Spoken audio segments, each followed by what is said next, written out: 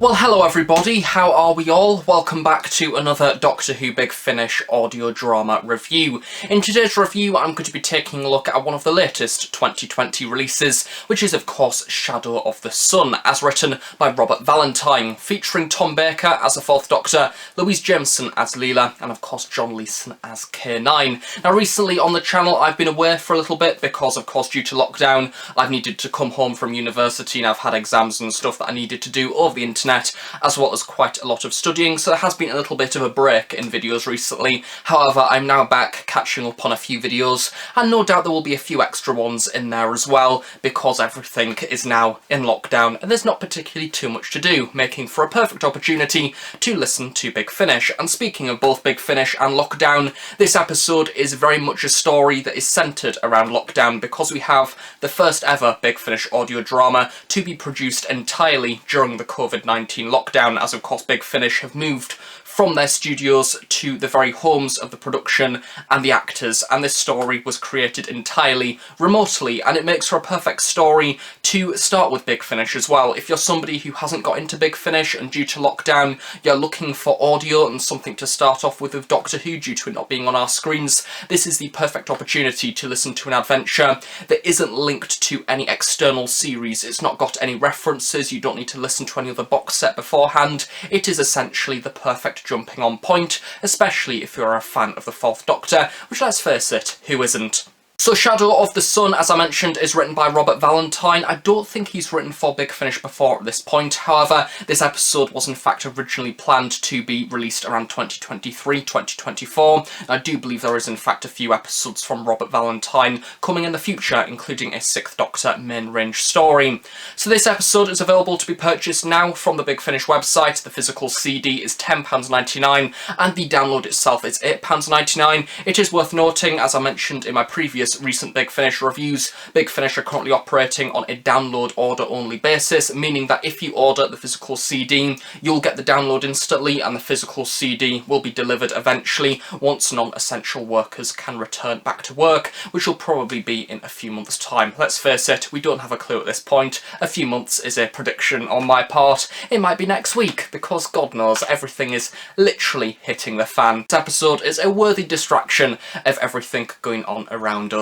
Producer for this release is David Richardson, the script editor is John Dorney, and of course the director is Nicholas Briggs, with the executive producers being Nicholas Briggs and Jason Haigh-Ellery. Now, an added bonus with this story, and something of which that I'm glad that Big Finish have got out of the way almost immediately, is how does the quality differ between Big Finish audio dramas that are recorded in a high quality, state-of-the-art studio compared to that of actors being at home? And the answer is, to my happiness, it's exactly the same. Quite frankly, if I didn't know this episode was recorded remotely, I would have no idea. It sounds exactly like how it would do within the studio. All of the actors have got decent equipment, all of it has been soundproofed, and basically it's as high quality as it would normally be if it wasn't recorded during lockdown. So I must admit, a little bit cautious to start with, and I was concerned perhaps these next few audio drama releases may drop in quality ever so slightly. However, I'm thankful to see that that is not the case, and quite frankly, every Big Finish audio drama from this point onwards will be as high quality as ever. So that is one thing to get out of the way immediately, because let's face it, when they in fact employ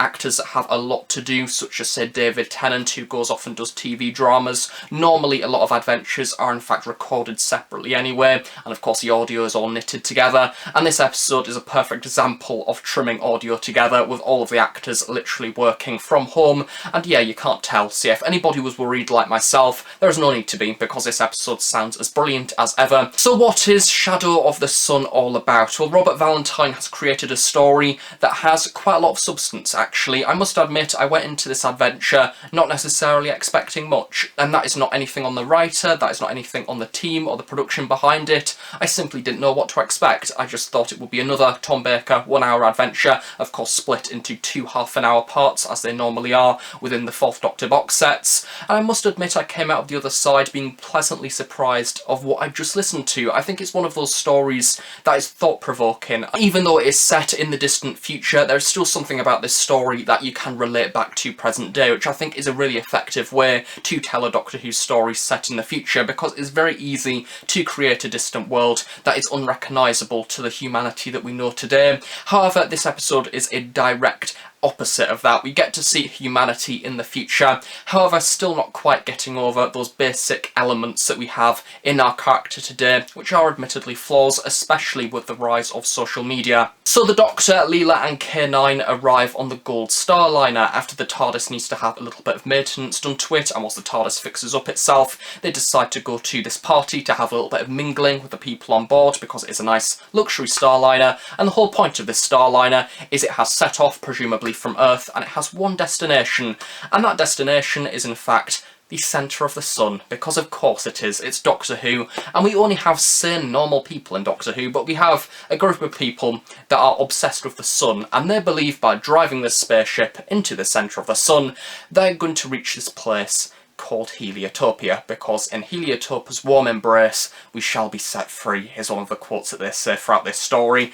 And they believe that this place in the centre of the sun is the equivalent of a place of tranquility, the only place of, say, heaven or something like that, something peaceful and beautiful where they can live forever. And all of the people on board the Starliner are basically brainwashed by this professor known as Zorn. And I think what I like about the character that Robert Valentine has created is that he is not just a meddling idiot. It's very easy to create a character that is a mad professor, that is quite obviously detached from any sense of actual reality and logic, and they believe in something, and because they believe in something, that is the only thing that is right, and they dismiss any other theories around them about the other possible arguments, such as perhaps a potential luxurious heavenly place not being in the centre of the sun. And I think what we get with this character is a sense of naivety and doubt, because we have a character that is tragically believing so much about this heavenly place, where he's kind of forgotten the possibility that it might not exist, and he could potentially be crashing this spaceship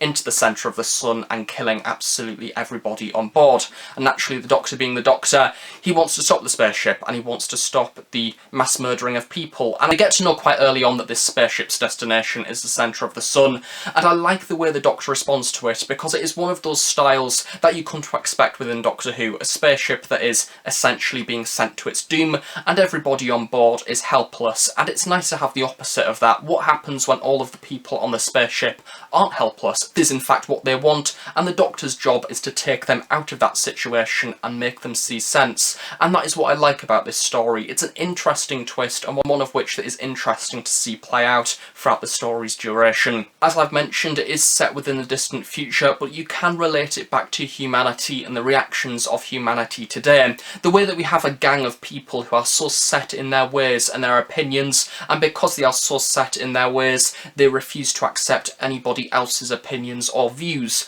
and they just want to go on with life in their set way and their set route, very much like how we have the cult in this story looking for Heliotopia. And that goes on with humanity in the 21st century, the way that we have humans looking up to, almost idolising a leader or a character or a figurehead, and because they say something, what they say is right and everybody else is wrong, and in a way they are rather close-minded and in denial. It does happen, literally, just look at the news, not mentioning any names, but there is things that go on in 21st century reality today that do follow a very similar style to what we see within Shadow of the Sun, people almost obsessing over a leader, not really extending beyond that. And I think that is a really key thing to take away from this story that makes it very interesting to listen to. Massive credit to Barnaby Edwards as well, who plays the autopilot, and he is basically the backbone of the story, and it gives the Gold Starliner overall a personality, which I think is really nice. We normally have just stereotypical spaceships within Doctor Who, not that that's a bad thing, but it's nice to have an episode that does something a little bit different, and I think that Barnaby Edwards had a lot of character for an automated service robot style character. He's quite sassy, he's quite funny in times, and because of the straight delivery of each individual line, it makes it funny for the characters to respond to in a rather humane way, because they are humans and they are emotional, which is the complete difference to this autopilot, which doesn't particularly see what's going on, because its one job is to fly the spaceships to its destination, and that is its one purpose in life, essentially. It did in fact very much put me in the mindset of the recent Lives of Captain Jack box set, an episode featuring Captain Jack and Jackie Tyler, where you had a very similar premise, having a spaceship that is essentially being sent to its doom, and perhaps one of the main faults behind it is the spaceship itself wanting to kill everybody on board. And I like the way that this story is similar to that, but also different at the same time. We almost have the different sides of the argument. Within the Lives of Captain Jack, we have the spaceship being the key person at fault, and then in this episode we had the human character of Professor Zorn, who is detached from reality and is an absolute maniac. But a maniac that you kind of have some sympathy for. There is a great interaction between him and the Doctor, where he kind of has a little bit of sympathy for him, I think. But because of how he doesn't acknowledge anybody else's opinion, I think that kind of tips the Fourth Doctor over the edge a little bit. Briefly talking about the TARDIS team itself, of course Tom Baker, I've been watching a lot of his episodes recently, and he's entertaining throughout this story. I think you can kind of tell, especially after watching a lot of episodes, as I say, with him in from back in the day, you can see a difference in shift of the character, of course due to Tom's natural ageing. However, I think that if you are a fan of Tom Baker's Doctor, then this is definitely an episode for you, especially if you're somebody currently in lockdown and is quite bored and they just want something to listen to. At the end of the day, this is a 1 hour adventure, it's only around £10 and it's entertaining. I think that Louise Jameson also contributes to this story as well. I get the sense that it is a rather early part of their relationship, with the Doctor kind of questioning, why have you came with me in the TARDIS? We have that little bond there, and kind of Louise or Leela saying how she cares for the Doctor and understands him and looks up to him, but also at the same time she has her doubts about him. I thought that that was a rather nice development, and of course you have John Leeson as K9 as well. Don't really have too much to talk about with K9. I think he was kind of retired to the more service robot role, which is okay, because at the end of the day, K9 is a service robot. He didn't really have too much of a narrative, certainly not like the previous stories that I've taken a look at previously this year, with the Fourth Doctor in, set of course within season 18 with the Fourth Doctor, Romana and Adric. We had a story within that. It was almost set completely around K9 and him finding another robot entity to almost sympathise with. That episode focused on him. However, this episode, as I say, retires him to that more standard computer-based role. So overall, for Shadow of the Sun, it is in fact a really enjoyable adventure, and I must admit I went into this story not necessarily expecting much. I just expected a standard Fourth Doctor adventure, but in reality this narrative does in fact have a lot of substance. It's thought-provoking, it has believable characters, both funny and denial at the same time, but also we have a great TARDIS team that carries the narrative itself and overall makes the story interesting. Something of which that I definitely recommend purchasing if you are looking for an audio drama to get into Big Finish, especially during this lockdown period. If you are a fan of the Fourth Doctor, this episode also has some great moments for you, as well as if you're a fan of this TARDIS team and era overall. If you're just a fan of Big Finish generally, this is also an episode that I do recommend adding to your bucket list, simply because it is a single story, it's only £10, and at the end of the day, at this point in our lives, I think we all need a little bit of uplifting drama to keep up the morale. So yeah, overall a nice story, and one of which that I do recommend. And I look forward to more Fourth Doctor adventures in the future, as well as to see what other Doctor Who Big Finish stories that they produce during lockdown. So thank you very much for watching this review. What did you think of this story? Why not leave some comments in the comment section below. Do of course join me in more Big Finish reviews at some point in the near future. I will be probably catching up on a few of the releases that I've missed over the next few weeks. And do of course stay tuned on the Host Productions for more Doctor Who content each and every week. So thanks for watching, and I shall see you all next time. Bye for now.